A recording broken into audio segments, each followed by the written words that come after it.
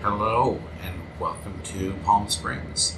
A little bit of change of scenery. As many of you know, I am one of the founding board members of the Del Shores Foundation.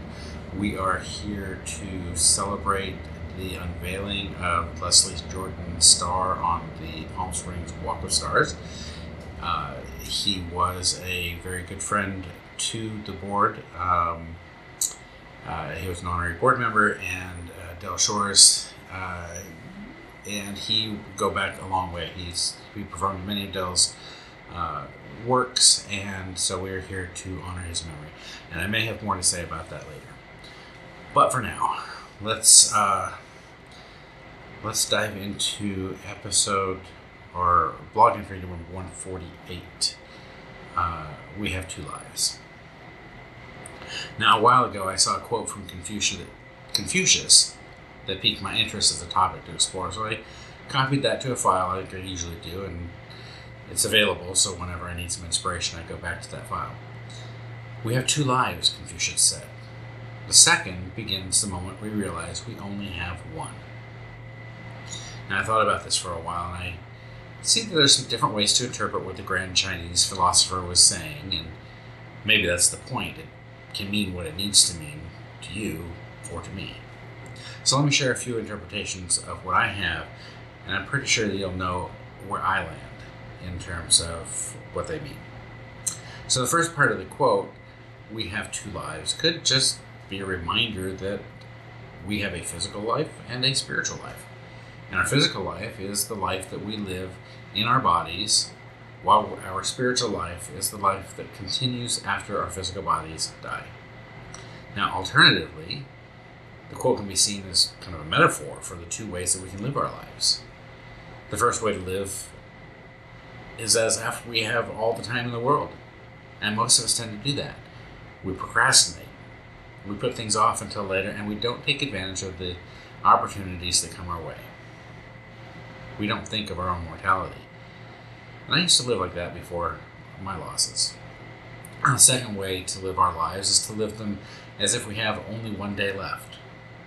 We seize every single opportunity, we live each day to the fullest, and we make sure that we are true to ourselves and our values.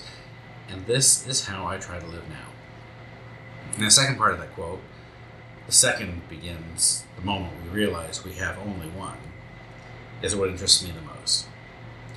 This is the moment when we awaken to our own mortality and we realize that we need to make the most of the time that we have left.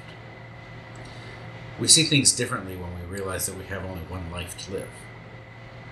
We no longer take things for granted, and we start to appreciate the little things in life. We also become more focused on what is truly important for us, and we begin to make choices that align with our values. We are reminded here that we can choose how we live our lives.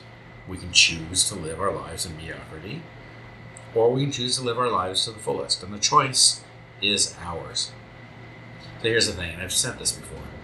Life is about choices and how we deal with those choices.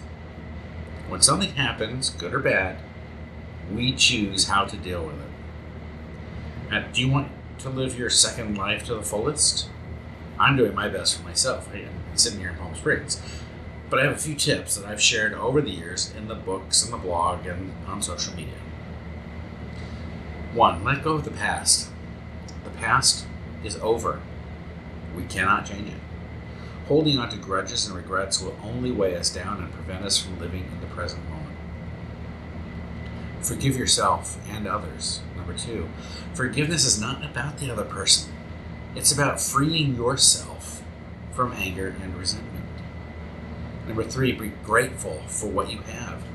It's easy to focus on the things that we don't have, but it's important to remember all the good things that we have in our lives.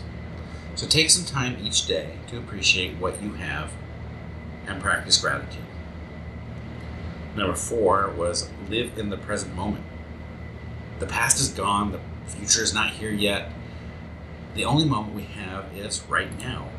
So make the most of it.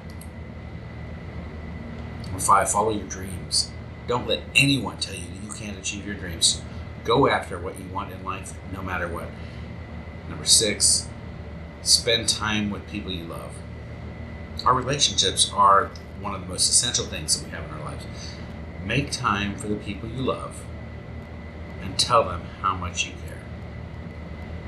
Number 7, make a difference in the world. There are many ways to make a difference in the world, big or small. Find something that you're passionate about and get involved. And number 8, be authentic. Don't try to be someone you're not. Be true to yourself and to your values. Look, I know it's not easy when you're dealing with the loss to see this. But I also think back knowing this is in the back of your head is like planting a seed so that when you're ready, you can start making those choices that lead you toward a more happier and fulfilling life. Until next time.